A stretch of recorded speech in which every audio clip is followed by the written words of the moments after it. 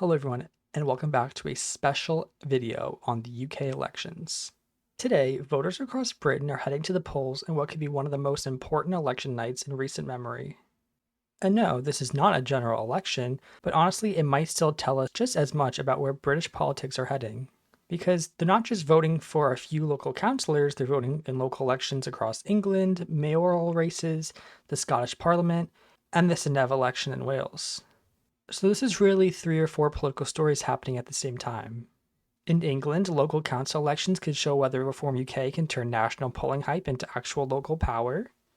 In Scotland, the SNP is trying to prove that its 2024 Westminster collapse was not the end of its dominance in Scotland. And in Wales, Labour's dominance could be facing its biggest threat of the entire devolution era, with both Plaid Cymru and Reform UK trying to reshape Welsh politics. And the national mood going into these elections is brutal for the two traditional major parties. Labour won a huge landslide in 2024, but the government is already deeply unpopular.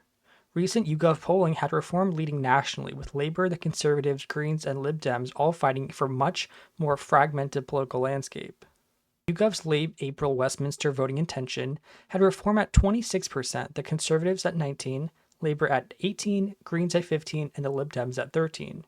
So that's kind of the real story here, is that Britain still has a lot of electoral systems that reward big parties, but voters are not acting like they belong to a two-party system anymore. So let's get into what today might show us. First, we're going to start in England because that's where the largest number of races are happening. Today, England will be electing thousands of local councillors across a mix of local authorities.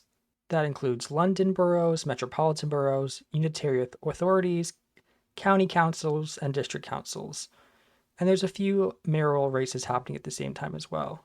This is going to be a huge test of local political strength for all the parties involved. I guess if I would have to draw a direct comparison to councils to the US, it would be like your local state house reps or local state senators. So much more narrow and smaller than your members of parliament or your House of Representatives. But they deal with a lot of things. Councils deal with things like housing, planning, roads, social care, local services, bins, and council tax.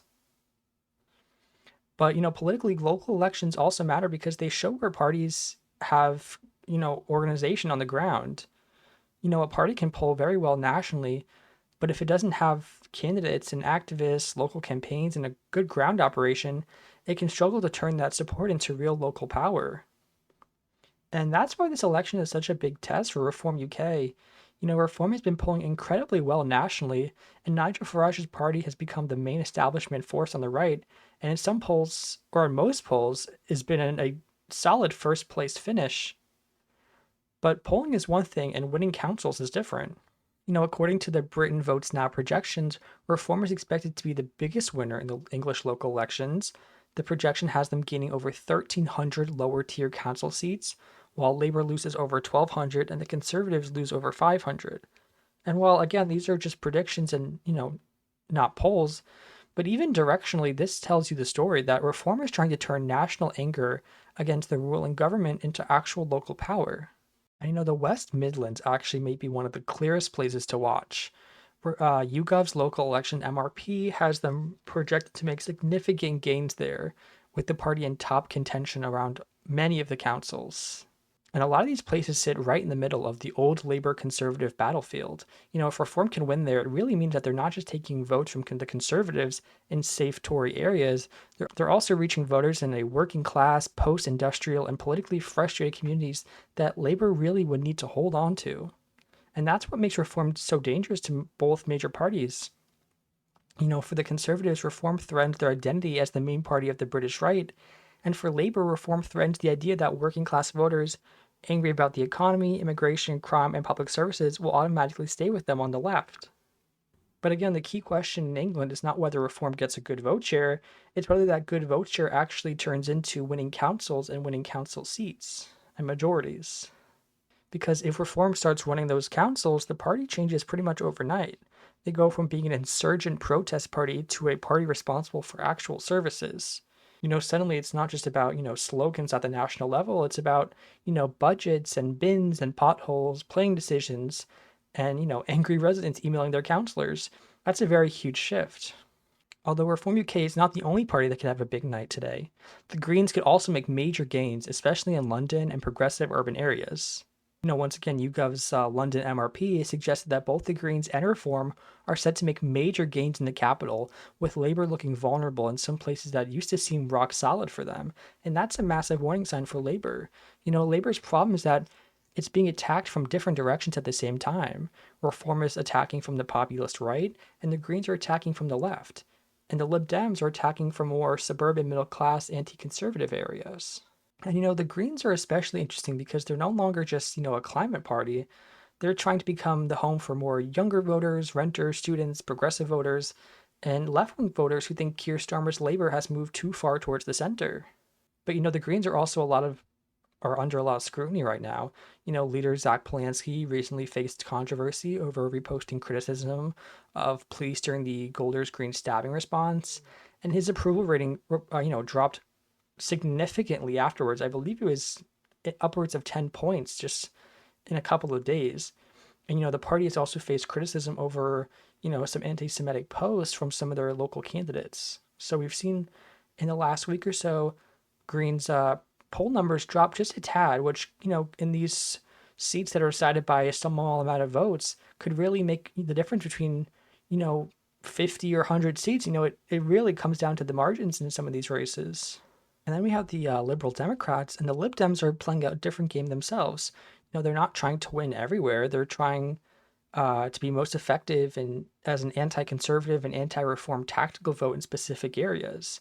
Their strongest chances, are usually in southern England, wealthier suburbs, commuter areas, university towns, and places where Labour is not the natural challenger.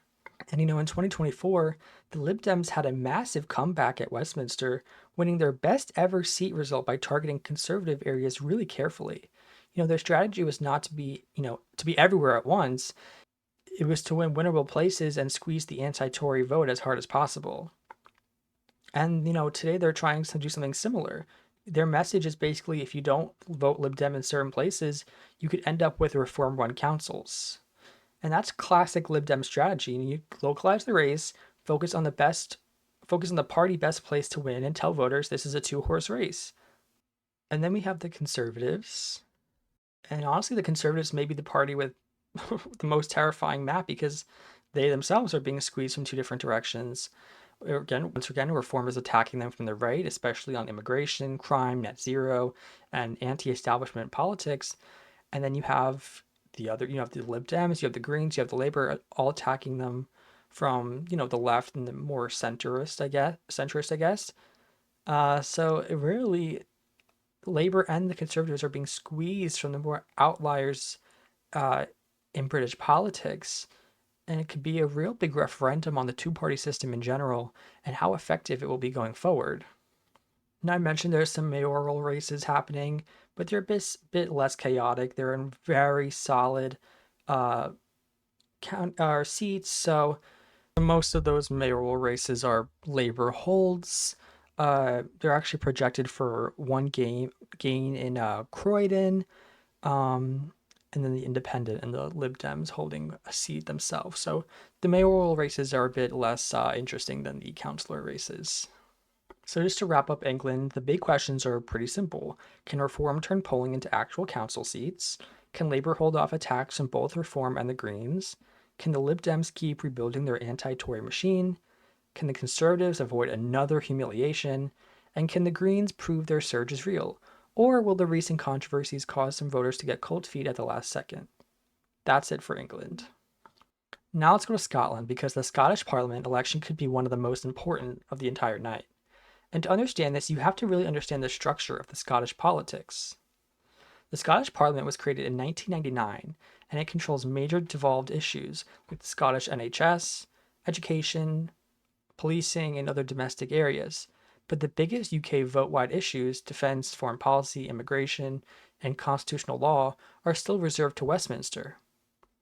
For the first several years of devolution, Scotland was run by Scottish Labour and the Liberal Democrats in every coalition. But in 2017, everything changed. The SNP beat Scottish Labour by just one seat, and Alex Salmond formed a minority government. And that was a massive moment because it was the first time Labour had lost an election in Scotland in roughly 50 years. Then in 2011, the SNP did something people thought was almost impossible under Scotland's voting system, and that was winning an outright majority. That majority was treated by the UK coalition government as a mandate for an independence referendum, and in 2014, Scotland voted in that referendum with enormous turnout, around 85%, and in the end, 45% backed independence and 55% voted no. Since then, the SNP has lost its majority, but it still kept winning election after election in Scotland until 2024. In the 2024 general election, the SNP got crushed at Westminster. They went from 48 seats in Scotland in 2019 down to just 9, while Labour surged. For a moment it looked like the SNP era might be finally ending, but Holyrood is different from Westminster. The Scottish Parliament uses the additional member system. Voters get 2 votes, one for a local constituency MSP, which is member of Scottish Parliament, elected through a first past the post, and another for a regional list MSP, elected through a modified D'Hondt system. The list vote is designated to make the final result more proportional, but it also penalizes parties that already win lots of constituency seats in that region. And that system is really important this year because even if the SNP is polling lower than it used to, it can still win a lot of the constituency seats, and Reform splits the unionist vote between Labour, the Conservatives, and Reform. The SNP could win constituencies on record low vote shares. And that's one of the big things to watch. For Britain Votes Now projection shows the SNP still clearly at first at Holyrood with 63 seats, but underneath them, Scottish politics looks much more fragmented. Reform projected at 19 seats, Labour at 17, Greens at 11, Conservatives down to 10, and Lib Dems on 9. And that would be a fascinating result. The SNP survives, Reform breaks through, Labour fails to fully capitalize on 2024, the Conservatives continue to get squeezed, and the Greens and Lib Dems stay relevant in coalition math. Now, the SNP has had a very rough few years. The 2021 Scottish Parliament election saw the SNP come up just short of a majority. They entered into a partnership agreement with the Scottish Greens. It was basically a coalition in all but name. But that term became very difficult. There was public backlash over hate crime legislation, gender recognition reforms, delayed and over budget ferries for Lifeline Island services, and other scandals. Most seriously, there was a police probe into SNP party finances, which saw Nicola Sturgeon and her husband, the party's former chief executive, arrested, and Sturgeon was released without charge, while her husband, who is now separated from her, is suspected to go to trial for embezzlement. And Sturgeon eventually stood down as party leader for the SNP. Humza Yousaf replaced her, but he only lasted about a year, and his government collapsed politically after he ended the agreement with the Scottish Greens in a pretty unceremonious way. Then John Swinney became SNP leader and First Minister. And honestly, Swinney seems to have steadied the ship a bit. The SNP is still not back to its old level of support, but the party is at least in a stronger position than it was during the worst of the chaos.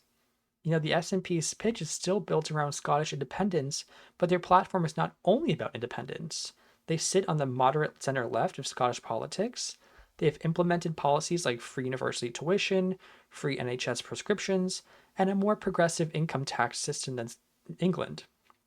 They are strongly pro EU, and their campaign pledges include cutting NHS waiting times, growing the economy, combating child poverty, introducing price caps on essential food items, and moderately reducing the public sector workforce to help balance public finances. But the key promise is this: if SNP wins an outright majority of seats, they will claim this as a mandate for a second independence referendum. Polling and projections suggest a majority is possible, but it would still be a major achievement. Scottish Labour, meanwhile, is trying to prove its 2024 comeback was real. Labour did extremely well in Scotland in the 2024 general election and helped deliver Keir Starmer's landslide at Westminster, but since then Starmer's popularity has fallen badly, and Scottish Labour have been hurt by that association. Anna Sawar, the Scottish Labour leader, even tried to distance himself from Starmer by calling on him to resign. The goal was clearly to separate Scottish Labour from the unpopular UK government, but it's not clear that voters have fully bought that distinction. Policy-wise, Scottish Labour is also centre-left and social democratic, but it opposes independence, and that's why Labour and SNP are such bitter rivals. On some policy issues they may overlap, but constitutional divide is so deep that they are basically not seen as realistic governing partners. Scottish Labour has also helped try to differentiate itself from the SNP on issues like gender recognition reform, with Sawar saying Labour would no longer back reforms it previously supported. And then there's Reform UK. Reform's rise in Scotland is one of the biggest stories of the campaign. Scotland has not historically been Nigel Farage's easiest territory. Immigration has also not always been as central in Scottish politics as it is in England, but Reform has pushed the issue hard in this campaign, especially around Glasgow and asylum pressures. Reform has argued that Scotland has seen too much immigration and that Glasgow in particular is being overwhelmed by asylum seekers. The SNP and Labour have rejected racist or divisive rhetoric, but they have also accepted that homelessness services in Glasgow are under strain from the number of asylum seekers. The SNP has also called for more skilled immigration to support economic growth. And the awkward part is that immigration is reserved to Westminster, so it's not totally clear how any party could fully implement its immigration agenda from Holyrood. Reform Scottish leader Malcolm Offord has also become one of the main characters of the campaign. He is a former Conservative minister and is pretty new both to the job and to reform. Compared to some reform figures in England, he's more measured, and earlier in the campaign, he seems less comfortable talking about the issues like immigration. But Reform Scotland is still very clearly taking cues from the wider Farage movement. Offord has had several headline moments. First he got bad press when an old offensive joke surfaced from a dinner years ago, which many considered to be homophobic. He had apologized at the time and made a donation to an LGBT charity. Then in a TV date, Offord accused Sawar of privately approaching him about working together to get the SNP out of government, even though Sawar had publicly insulted him and said he would not work with him. And in another debate, Offord had an exchange with the Scottish Greens leader where he appeared to boast about his wealth. So, yeah, he's been in the middle of some of the campaign's spiciest moments so far. Reform's platform in Scotland is focused on lowering income tax rates to undercut England, reforming the NHS, cutting welfare, eliminating unnecessary public bodies, reducing immigration, and growing the economy. Offord has said he wants to make Scotland the most successful part of the UK. And another big issue in Scotland is energy. Oil and gas from the North Sea still contribute heavily to the Scottish economy, especially in the northeast. But approvals for new drilling licenses have slowed as the UK pushes towards net zero, creating uncertainty for workers and communities tied to that industry. The SNP and Scottish Conservatives have both called for the UK government to abolish the windfall tax on oil and gas profits. John Swinney has also softened the SNP's stance on new drilling licenses, where the party had previously opposed them more strongly on environmental grounds. Reform, meanwhile, wants to open the North Sea up to much more new drilling and cut spending on the net zero transition. That makes energy one of the clearest divides in the Scottish campaign. Then you have the Scottish Greens. They're not the biggest party, but they can matter a lot in the next parliament. They have momentum and could be on track for their best election ever. They're only standing in a small number of constituencies, which could actually help the SNP because it means the pro-independence vote can mostly coalesce around the SNP in constituency races. The Liberal Democrats are also worth noticing. They supported the SNP's last budget and say that while they would not vote for John Swinney to be re-elected First Minister, they would work constructively with the SNP if the SNP forms another minority government. And that might be the most likely outcome. The SNP has a track record of successful minority government, so even if they do not get a majority, a continuation of SNP minority government may be the most realistic path. So here's what we should watch for tonight in Scotland. First is turnout. There could be low turnout because voters are apathetic or dissatisfied with both the SNP and Scottish Labour. Second is the SNP vote share. The SNP could poll lower than in past elections, but still win a lot of seats because the constituency dominance and vote split amongst unionist parties. Third is the race for second place. Scottish Labour and Reform could be in a close fight to become the main opposition. Fourth, the Scottish Conservatives. They could be facing something close to collapse, and honestly, a good night for them might simply not be coming last. Fifth is the Scottish Greens and Lib Dems. Could the Greens have a very strong night and the Lib Dems make modest gains? And then finally is if the SNP can get a majority. That is the huge question. If they do, like I said, they will try to claim a mandate for a second independence referendum. And if they fall short but still finish clearly first, they'll probably still claim that Scotland has rejected Labour, the Conservatives, and kept the SNP as the dominant force at Holyrood. So either way, Scotland is not just about who wins the most seats. It's whether the SNP has survived its Westminster collapse, whether Labour's Scottish comeback is already fading, and whether Reform can break into a political system where Farage-style politics has not always had an easy home. All right, now last up is Wales, and Wales also is going to have some interesting results tonight. Again, basically for the entire devolution era, Labour has dominated Welsh politics. Since the creation of the Senedd, Labour has always been the centre of Welsh government. Even when Labour struggled nationally, Wales often stayed loyal. But this year, that dominance looks seriously threatened. The Senedd elections is shaping up as a battle between Plaid Cymru, Reform UK, and Labour. And the fact that Labour might not even be one of the top two parties is historic by itself. There's been projections showing just how wild Wales could get. Reform and Plaid Cymru at 34 seats, Labour falling to just 16, the Conservatives on 6, the Greens on 6, and the Lib Dems could get 0. Again, that is a projection, not a poll, but if anything close to that happens, it could be one of the clearest signs that Labour's dominance in Wales is seriously under threat. Recent polling also showed Plaid Cymru and Reform fighting at the top. YouGov, Senedd, MRP showed a tight race between Reform and Plaid, while ITV Cymru Wales' latest poll had Plaid on course to become the largest party in the Senedd. And that's a massive deal. Plaid Cymru is Wales' main pro-independence party. They're broadly center-left, pro-Welsh language, pro-devolution, pro-public services, and pro-European. But their immediate pitch is not independence tomorrow, like it sometimes is in Scotland. It's more about saying Labour has taken Wales for granted. Westminster has failed Wales, and Plaid is ready to actually run the country. And if Plaid finishes first, it would be historic. But Reform is also a huge part of the Welsh story.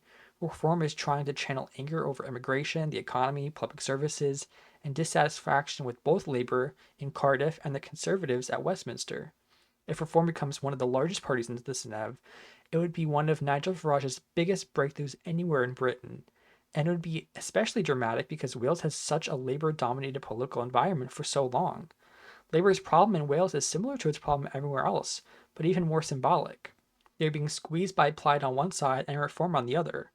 Plaid can say Labour has failed Wales from a centre-left pro-Welsh direction, and Reform can say Labour has failed Wales from a populist right-wing direction. And the Conservatives are also struggling, which gives Reform room to absorb the right-wing anti-Labour voters who previously would have backed the Tories, and actually leave Labour in a terrible position. A few years ago, it would have sounded almost impossible to imagine Labour falling behind both Plaid Cymru and Reform in Wales, but that is exactly the kind of result that these polls and projections are pointing towards. And the other thing that matters here is the electoral system. The Senedd has moved to a more proportional system, which makes it easier for smaller and mid-sized parties to turn votes into seats. That means if the vote fragments, it's not like Westminster where one party can win a giant majority on only a third of the vote. The seat count should more clearly reflect the divided political landscape. So Wales could end up being the clearest example of the new British politics. Labour weakened, Conservatives reduced, Plaid rising, Reform surging, and Greens potentially getting representation. And no obvious easy governing majority. If Plaid come first, the question becomes, can they actually form a government? If Reform comes first or close second, the question becomes, how does every other party respond? And if Labour collapses, the question becomes, is this the end of Labour's dominance in Wales? So it's going to be a very, very important and interesting races to look at tonight in Wales.